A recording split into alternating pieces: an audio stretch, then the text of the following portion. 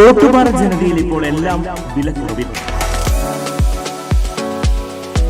Online വിലയേക്കാൾ കുറവിൽ 1499 രൂപയ്ക്ക് mixie, 199 രൂപയ്ക്ക് അപ്പച്ചട്ടി, 1199 രൂപയ്ക്ക് ഇൻഡക്ഷൻ കുക്കർ, 1499 രൂപയ്ക്ക് ഗ്യാസ് സ്റ്റൗ, 899 രൂപയ്ക്ക് ഫാൻ.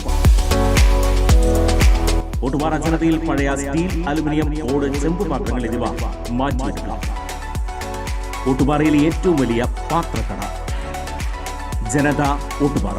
ഫോൺ 9526267779. കണ്ണൂർ എ.ഡി.എം ആയിരുന്ന കെ നവീൻ ബാബുവിന്റെ മരണം CBI അന്വേഷിക്കണമെന്ന ഹർജിയിൽ കണ്ണൂർ കളക്ടർ അരുൺ കെ വിജയനെതിരെ ഗുരുതര ആരോപണങ്ങൾ. കുറ്റകൃത്യത്തിലും ഗൂഢാലോചനയിലും കളക്ടറുടെ പങ്ക് അന്വേഷിക്കണമെന്നാണ് ഹർജിയിലെ ആവശ്യം.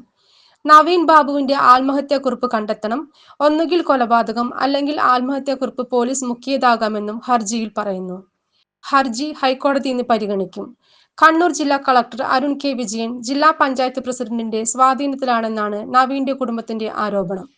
കളക്ടറുടെ ഫോൺ കോൾ രേഖകളും കളക്ടറേറ്റ് പരിസരത്തെ CCTV ദൃശ്യങ്ങളും പരിശോധിക്കണം.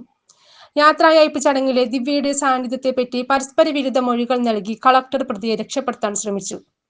യാത്രായയപ്പ് ചടങ്ങിന് ശേഷം നവീൻ ബാബു തനിക്ക് തെറ്റുപറ്റിയെന്ന് പറഞ്ഞതായുള്ള കളക്ടറുടെ മൊഴിയുണ്ട്.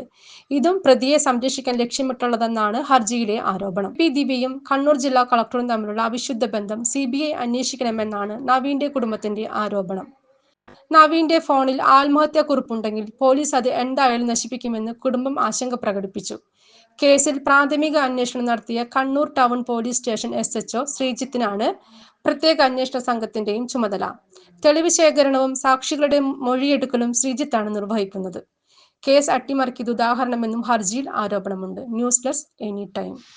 കൂടുതൽ വാർത്തകൾക്ക് ഞങ്ങളുടെ ചാനൽ സബ്സ്ക്രൈബ് ചെയ്യുക. ഫേസ്ബുക്ക് ഫോളോ അപ്പ് ചെയ്യുക. വാർത്തകൾ വേഗത്തിലറിയാൻ എനി ടൈം ന്യൂസ്.